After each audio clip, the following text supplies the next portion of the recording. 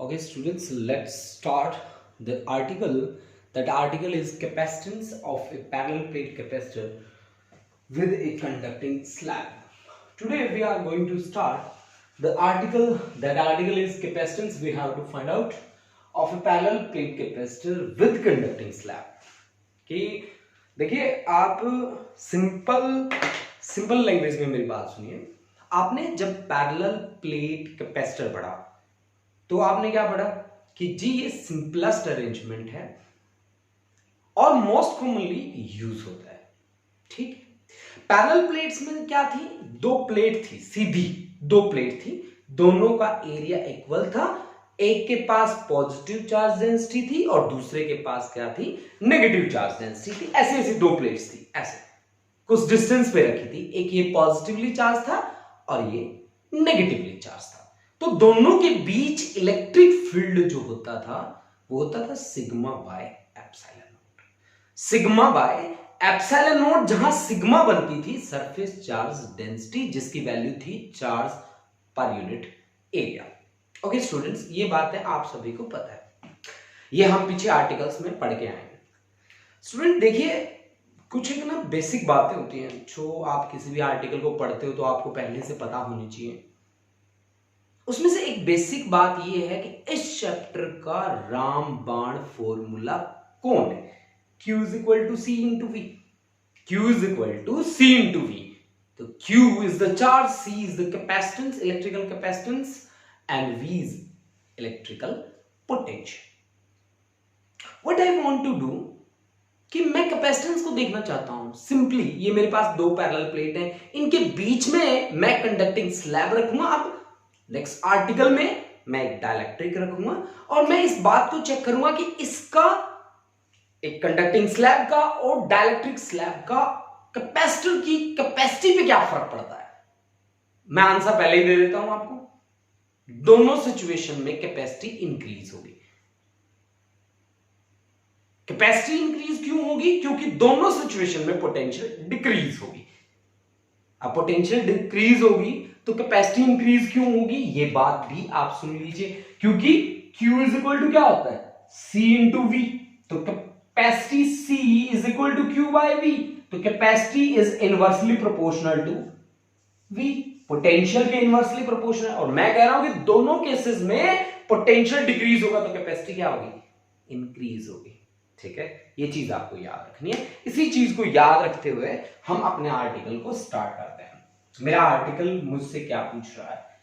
मेरा आर्टिकल कहता है कि अगर मैं एक कंडक्टिंग स्लैब को, यानी कि यहां पे पहला जो डायग्राम है उसमें एयर है, कैपेसिटेंस मैंने माना है C naught in the presence of air. Air also acts as a dielectric. Okay students, then capacitance C naught, capacitance in presence of air. This is capacitance in presence of air. Capacitance in presence of air. In presence of air. Okay students, this is capacitance in presence of air. A epsilon naught, all of you know epsilon naught is absolute permittivity of free space. A is area of plate and D be the separation or gap between these two plates. Gap between these two plates. Okay. Now move to the next. These two plates same. ये हमने same वो की वही plates लिए हैं, वही का वही सेपरेशन है इन दोनों प्लेट्स के बीच का. अब इन दोनों प्लेट्स के बीच एक हमने क्या रख दिया? कंडक्टिंग स्लैब हमने रखा है. कंडक्टिंग स्लैब जिसका थिकनेस है T के बराबर. इसका इलेक्ट्रिक फील्ड हमने माना है E और कैपेसिटेंस हमने लिया है C. अब स्टूडेंट्स आपको क्या करना है? अब आपका जो आपने पोटेंशियल अप्लाई कर रखा है वो पोटेंशियल अब दो जगह पे एप्लीकेबल हुआ. एक तो हुआ एयर के लिए और दूसरा हुआ कंडक्टिंग स्लैब के लिए. कंडक्टिंग स्लैब के लिए, कंडक्टिंग स्लैब के लिए. ओके. अब पोटेंशियल और इलेक्ट्रिक फील्ड में क्या रिलेशन होता है आप मुझे बताइए. मैंने आप लोगों को पहले भी बताया था कि V की वैल्यू जो है वो आती है Q divide bye 4 pi epsilon naught into R. मैं आपको एक याद करने का तरीका बता रहा हूं बच्चों, ठीक है। तो यहां electric field E is equal to आता है हमारे पास Q upon 4 pi epsilon naught into R square. दोनों वैल्यूज की आई थी जब हमने पोटेंशियल वाले चैप्टर को स्टडी किया और जब हमने इलेक्ट्रिक फील्ड वाले चैप्टर को स्टडी किया। अब मैं इन दोनों में कोई ना कोई सिमिलैरिटी देखना चाहता हूं कि यार इनके बीच में ना रिलेशन बना दूंगा। तो रिलेशन कैसे बन सकता है?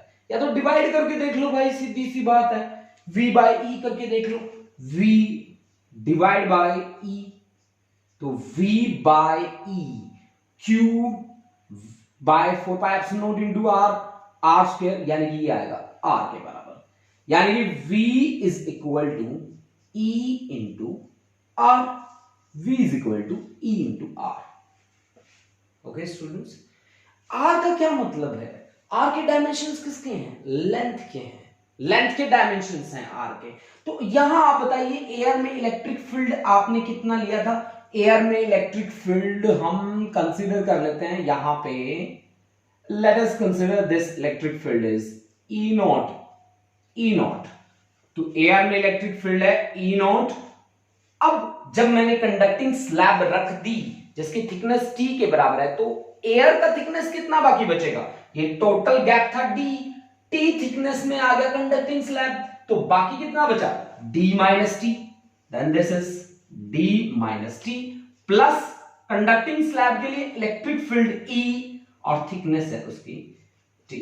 But students, as all of us know about the concept, that concept as electric field inside a conductor is always zero, then this concept I think must be zero, zero, zero। आप इसके लिए क्या लिखेंगे? as electric field inside a conductor is always zero, as electric field inside a conductor is always zero, always zero। So the potential V becomes equal to E naught D minus T। E naught क्या था? Electric field था in air, आपने जो apply किया था वो electric field था। अगर मेरे पास दोनों प्लेट्स हैं तो इलेक्ट्रिक फील्ड की वैल्यू क्या होती है? सभी को पता है, एक पॉजिटिवली चार्ज प्लेट है, एक नेगेटिवली चार्ज प्लेट है। तो इसकी वैल्यू मैं यहां लिख रहा हूं direct, this is sigma by epsilon not और into D minus T, where sigma is surface charge density ना, where sigma is surface charge density, surface charge density having the value charge per unit area, charge per unit area। Substitute this value of sigma, then this is charge upon area A into epsilon naught D minus T। This is the value of potential when a conducting slab is introduced in between these two parallel plates। Now as I know about the capacitance और electrical capacitance की value का मुझे पता है, वो value मैं कहां से पता करता हूं? आप सभी को पता है ना उस फॉर्मूले का। उस फॉर्मूले का नाम मैंने क्या दिया पता है? रामबाण फॉर्मूला, है ना। रामबाण फॉर्मूले को आप फिर से लेके आए आप लोग। तो Q is equal to C into V, I think so, यही था, बिल्कुल यही था। तो C is equal to Q by V। तो आपके पास कैपेसिटेंस की वैल्यू कितनी बनी बच्चों? Q डिवाइड बाय V की वैल्यू को सब्स्टिट्यूट करेंगे भाई, तो V की वैल्यू है Q into D minus T multiplied by epsilon naught into A। So the capacitance comes out to be equal to Q cancel कर देता है, epsilon naught A divided by D minus T, D minus T। This is the final result। Say this is equation number 2। Students, we got the relation C is equal to epsilon naught A divided by D minus T when we introduce a conducting slab in between the parallel plates. Now what is our target? We have to check कि whether this C is greater or C naught is greater. C क्या है? ये capacity है उस situation में जब हमने एक कंडक्टिंग स्लैब रख दी in between these two parallel plates. और C नोट क्या है? Capacitance in presence of air. In presence of air. Now I have to check which is the greatest one. चलो हम चेक करते हैं. कैसे हम चेक करेंगे? चलिए जी देख लेते हैं. अभी देख लेते हैं इसको. चलो इतनी सी जगह काफी रहेगी ना चेक करने के लिए. हाँ जी ठीक है. अपनी जगह ना भाई अलग निकाल दो. ठीक है ये देखिए अपनी जगह अलग बना के चलो भाई. कोई भरोसा नहीं है बीच में आ जाए ये लोग हैं. ठीक है. अच्छा from to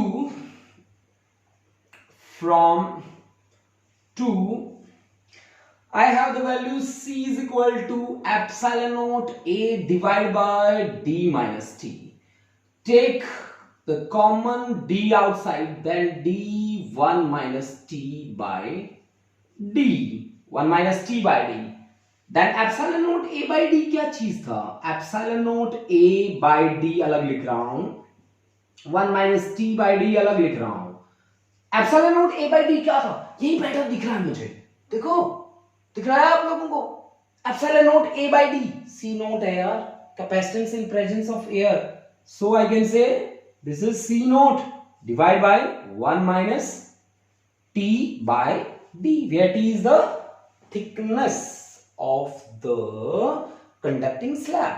Okay students, D be the separation between these two plates. Okay, C is equal to C naught divided by 1 minus T by D. Now which is greater one? C naught is equal to C into 1 minus T by D. अब आपको कैसे पता चलेगा कौन बड़ा है? बहुत सारे बच्चे यहीं पर चलो जाते हैं यहाँ पे कि सर जी आपको कैसे पता लगा कि C बड़ा है? भाई देखो मैंने तो सिंपल सी एक बात लिखी है कि 1 माइनस ये 1 में से कुछ कम हो के 1 इंटू C1 1 के बराबर है. भाई ये 1 में से कुछ कम है. दिख रहा है आप सभी को? दिख रहा है ना? 1 में से कुछ कम हो के 1 के बराबर है तो बड़ा कौन हुआ? C. या यूं कह दो यार C minus C into T by D. तो C is equal to C naught plus C into T by D. तो बड़ा कौन है भाई? C हुआ ना. तो ultimately C is greater than C naught. C क्या है भाई? Capacitance in presence of conducting slab is greater than capacitance in presence of air. आप लिख सकते हैं कैपेसिटेंस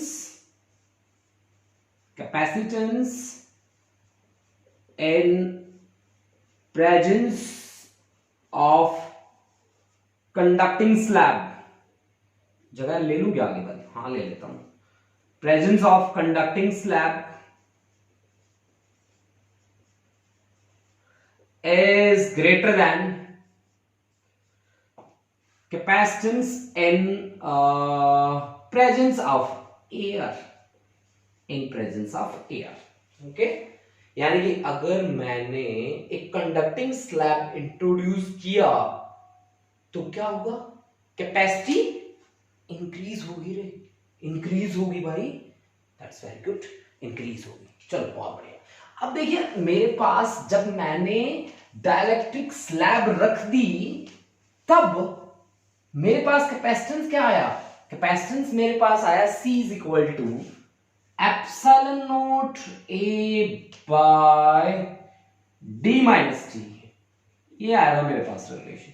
आया था ना?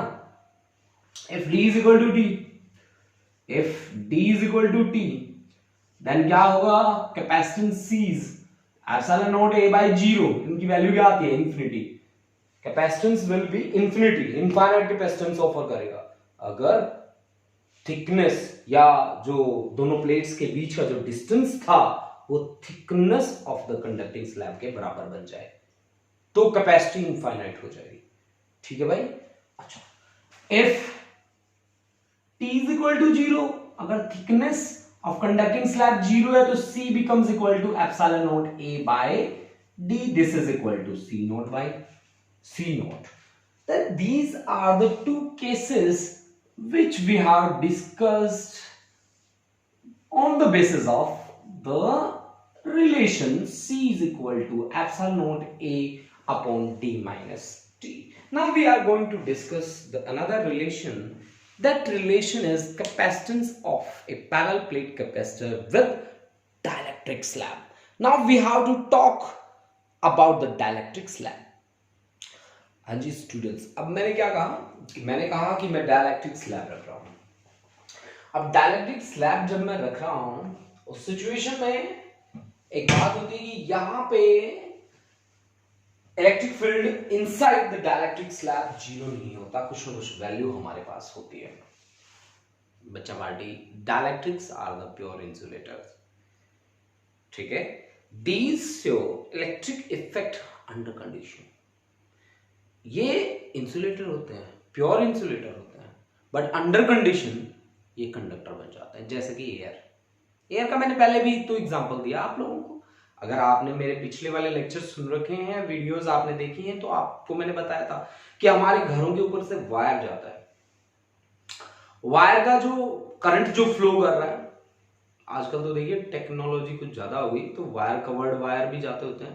पहले थोड़े से पहले टाइम में नेक्ड वायर जाते थे, और उन वायर के नजदीक अगर हम हाथ लेके जाते थे ना, कुछ डिस्टेंस पहले ही वो क्या कर लेते थे, अट्रैक्ट कर लेते थे। इसका मतलब था उनका फील्ड जो है वो उनकी चारों ओर एयर में था, तो यानी कि एयर कंडक्टिंग मटेरियल की तरह बिहेव कर रहा था ना स्टूडेंट्स, ठीक है। तो ऐसे मटेरियल्स जो इंसुलेटर होते हैं बट अंडर कंडीशन कंडक्टर की तरह बिहेव करते हैं, ओके। अब देखिए हमने क्या कहा कि यहां पे चार्जेस इंड्यूस होंगे कॉर्नर पे, ये इनसाइड आप शो कर दीजिए, कॉर्नर्स पे मैंने दिखाया है, कॉर्नर्स पे। यहां कॉर्नर पे नेगेटिव इंड्यूस हुआ इस पॉजिटिव के कारण, और इस नेगेटिव के कारण यहां पॉजिटिव इंड्यूस हुआ, यानी कि induced electric field, that's the EP. आपने अप्लाई कितना कर रखा है, ई नॉट। ई नॉट की डायरेक्शन कहां है, यहां। इंड्यूस्ड की कहां है, यहां। तो रिजल्टेंट फील्ड कितना होगा आपका, applied minus induced, E naught minus EP. And student, one thing about the dielectric constant I know, dielectric constant is the ratio of applied electric field to reduced value of electric field, to reduced value of electric field, and that reduced value is E, which is equivalent to applied minus induced, applied minus induced. Let us start our concept. हमारा concept हमसे क्या पूछ रहा है, capacitance मुझे निकालना है parallel plate capacitor का with a dielectric slab, and here also I have to check whether the capacitance is greater while introducing with introduction of dielectric slab or less than that of capacitance in presence of air. We have to check. Okay, let's start. Initially, these are two parallel plates and the separation between these two plates is D, and let us consider C naught be the capacitance in presence of air. This C naught is capacitance in presence of air. Capacitance in presence of air, presence of air, capacitance in presence of air. Okay guys, here epsilon naught is absolute permittivity of free space, A is the area of plate, and D be the separation between these two plates. Now we put a dielectric slab between these two plates, whose thickness is again T. Separation between the plates earlier was D. Now I introduce a dielectric slab whose thickness is T. Now electric field becomes E, capacitance becomes equal to C, and the value of E is equal to E naught minus EP. Okay. अब मुझे क्या करना है, मुझे potential निकालना है। सबसे पहले मुझे पोटेंशियल निकालना है, फिर Q is equal to C into V का यूज करूंगा, और फिर मैं कैपेसिटेंस निकालूंगा। भाई मेरा सीधा सा कॉन्सेप्ट है, ठीक है, मैं ज्यादा भागता नहीं हूं, सिंपल कॉन्सेप्ट है, अपना सिंपल कॉन्सेप्ट है, अपना कॉन्सेप्ट पे चलेंगे भाई फिर हम। ओके, तो हमने क्या कहा, मेरे को कैपेसिटेंस चाहिए। जब मैंने डाइलेक्ट्रिक स्लैब रख दिया तो सबसे पहले पोटेंशियल निकाल लेता हूं। पोटेंशियल क्या होगा, एक तो जब मैं स्लैब रखा तो एयर भी बाकी रहता है भाई कुछ, और प्लस मेरा डाइलेक्ट्रिक स्लैब। अब पीछे ना मैं एक रिलेशन पढ़ के आया हूं V और E में। E ना इलेक्ट्रिक फील्ड इंटेंसिटी होती है, एयर कितनी बाकी रहती है, वहां देखो, वहां, यहां मत देखना, वहां देखो एयर कितना बाकी है, एयर में इलेक्ट्रिक फील्ड कितना है ई नोट, और एयर बाकी कितना है डी माइनस टी थिकनेस के लिए, टी थिकनेस का, तो हमने डाइलेक्ट्रिक स्लैब रख दिया ना। अच्छा, डाइलेक्ट्रिक स्लैब में इलेक्ट्रिक फील्ड कितना है ई के बराबर, और डाइलेक्ट्रिक स्लैब की थिकनेस कितना है टी के बराबर। अब E not by E is equal to dielectric constant, तो E not is equal to K into E, and E is equal to E not divide by K. बड़ा घुमाना पड़ा है मेरे को, सीधा ही बता देता इससे अच्छा। E is equal to E naught by K, ये वैल्यू यहां पे रख दीजिए जनाब। तो आपके पास ई नोट डी माइनस टी और plus E not divide by के और इंटू टी, है ना। स्टेप टू स्टेप नोट करते जाइएगा साथ साथ, बहुत अच्छा लगेगा आपको। ई नोट आप कॉमन ले लीजिए, आपके पास बाकी क्या बचेगा भाई, T by K plus D minus T, D minus T. Okay students, this is V. E naught is electric field जो आपने अप्लाई किया है ना, एयर में इलेक्ट्रिक फील्ड जो आपने अप्लाई कर रखा था, वो उसकी वैल्यू क्या होनी चाहिए, E not must be equal to sigma by epsilon not होना चाहिए। Sigma is surface charge density that have the value charge upon area, then Q upon क्या आया भाई, देख लो भाई जो आया है, Q upon A into epsilon naught। रख दो जी, रखोगे तो आपके पास Q upon A into epsilon naught T by K plus D minus T, ये लीजिए जी। ओके, अब इसको, अब मेरे को वो रिलेशन याद आ रहा है, Q is equal to C into V वाला रिलेशन मुझे याद आ गया, Q is equal to C into V. अब यहीं से मैंने C इज इक्वल टू देखा, तो C इज इक्वल टू मिला मेरे को Q बाय V, और C is equal to Q by V, V की वैल्यू है Q upon A into epsilon naught, तो ये ऊपर आ गया, ठीक है। अंदर है T bye K plus D minus T, ये लो भाई, Q को Q कैंसिल कर देता है, कैपेसिटी आ जाती है आपके पास epsilon not A plus T upon K, T upon K, D common चाहिए मेरे को। ओके स्टूडेंट्स, मैं इसको लिख रहा हूं ऐसे, D और माइनस टी, तो मेरे पास आ जाएगा माइनस टी, में कॉमन ले लेता हूं, तो फिर 1 माइनस 1 अपॉन के, 1 माइनस 1 अपॉन के, 1 माइनस 1 अपॉन के। ओके, मेरे को क्या बनाना है, मेरे को बनाना है epsilon not a by D, epsilon not a by D, first relation जैसा बनाना है मेरे को। तो फिर एप्सिलॉन नॉट ए और डी कॉमन लेना पड़ेगा मेरे को स्टूडेंट्स, तो 1 minus T by D, okay, और 1 minus 1 upon K. This is the capacitance. Finally I got the capacitance और capacity of a parallel plate capacitor when I introduced a dielectric slab. Finally we got the relation C is equal to epsilon naught A D upon 1 minus T by D into 1 minus 1 upon K. Okay students, इस relation से भी देख के मेरे को पता लग रहा है कि D अपॉन 1 माइनस कुछ है ना, हाँ जी। तो फिर आप क्या कहेंगे, अगर 1 के साथ कंपेयर करें तो फिर चलो बोलते हैं यार हम कुछ, चलो इस पे भी बात करते हैं। Okay,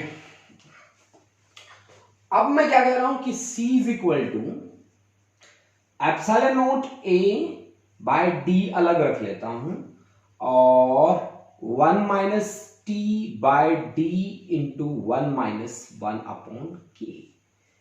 this is C naught upon 1 minus T by D into 1 minus 1 upon k. From here clearly I can see that C is greater than C naught. C is greater than C naught. C is greater than C naught. Okay students, यानी कि यहां से भी हम clearly ये देख सकते हैं हमारा final relation, this is the capacity with the introduction of A dielectric slab. यानी कि कैपेसिटेंस जो है वो दोनों केसेस में क्या हुआ है, चाहे मैं डाइलेक्ट्रिक स्लैब रख दूं चाहे मैं कंडक्टिंग स्लैब रख दूं, दोनों सिचुएशन में कैपेसिटेंस इंक्रीज हुआ है। अब कुछ एक पॉइंट्स हैं बच्चा party that we have to keep in mind while dealing with capacitance of a parallel plate capacitor with dielectric slab or conducting slab. What are the basic things that we have to keep in mind? Let's talk about them. Okay students, now what are the things that we have to keep in mind? While we have a conductor, then electric field inside a conductor was 0.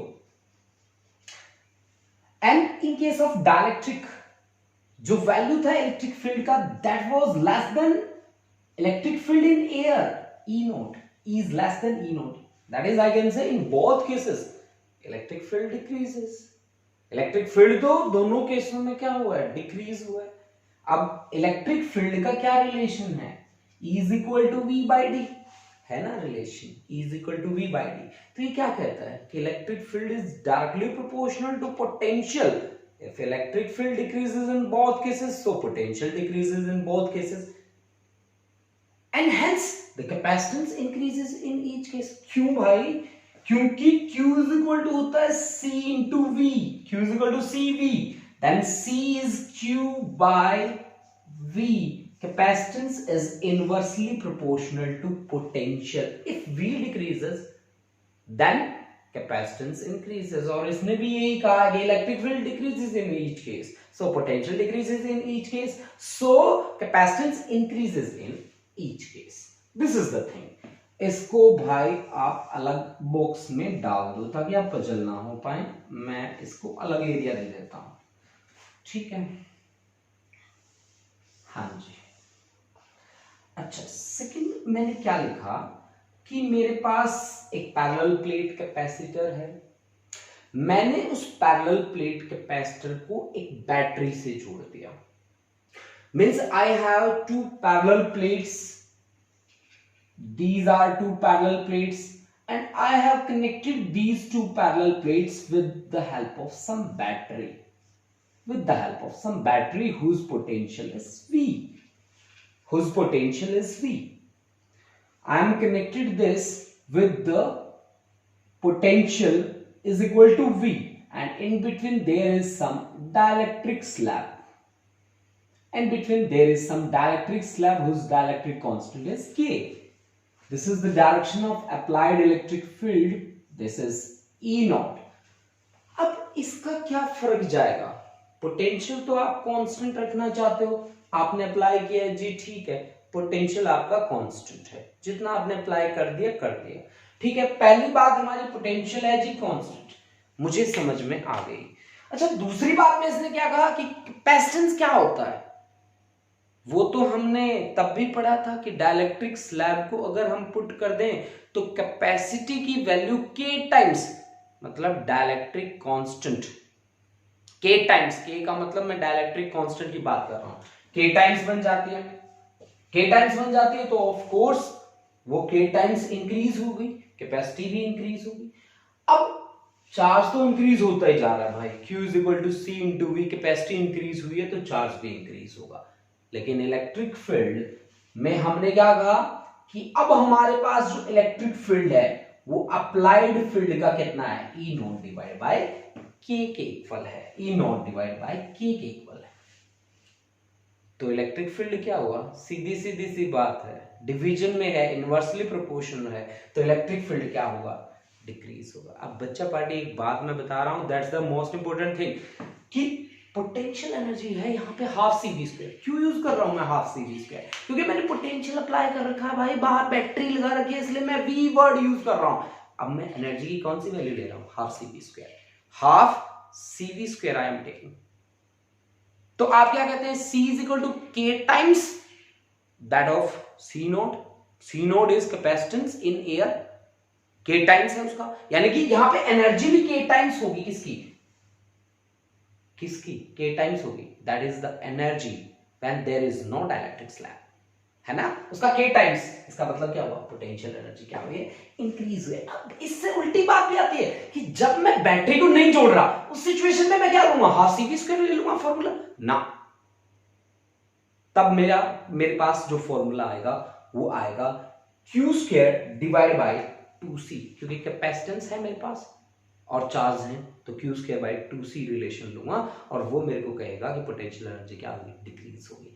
Let's talk about that case कि when battery is off, जब battery को हमने off कर दिया and there is a dielectric slab between the plates, और dielectric slab है तो charge obviously constant रहेगा. C कैपेसिटी क्या होती है, K times that of capacity in air. Capacity increase हुई है. V इज इक्वल टू क्या होता है, Q by C. Q by C होता है V is equal to Q by C. Q is equal to C into V ना, तो Q by C. C क्या होगा, K times that of C naught, that is V naught by K. So potential decreases. Potential क्या होगा, decreases. वहां पे potential क्या था, कांस्टेंट था, यहां पे डिक्रीज होगा पोटेंशियल. ओके बच्चा पढ़ रहे. उसके बाद E is equal to E naught by K. That's the simple same E naught by K. यहां पे इलेक्ट्रिक फील्ड भी क्या होगा, डिक्रीज होगा. पोटेंशियल एनर्जी भी यहां पे क्या होगी, डिक्रीज, क्योंकि यहां पे कोई बैटरी नहीं है. बैटरी नहीं है तो कोई पोटेंशियल नहीं है. पोटेंशियल नहीं है तो मैं V वाला फॉर्मूला को नहीं यूज कर सकता, half C V square use नहीं कर सकता. मेरे को फॉर्मूला यूज करना पड़ेगा Q square by 2c. Q square by 2c. अब C is equal to K times that of C naught ना, तो K नीचे आ गया. नीचे आ गया तो एनर्जी क्या हो जाएगी, डिक्रीज हो जाएगी. That's all about the capacitance in presence of a dielectric slab and in presence of a conducting slab. These are the most important thing which you have to keep in mind. Take a screenshot. After that we will talk about the numericals based on these articles.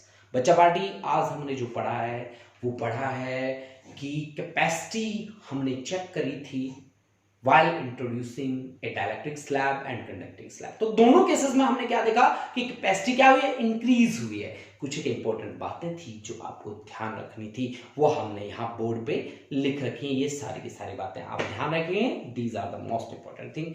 Thank you बच्चा party. Have a nice day. Thank you.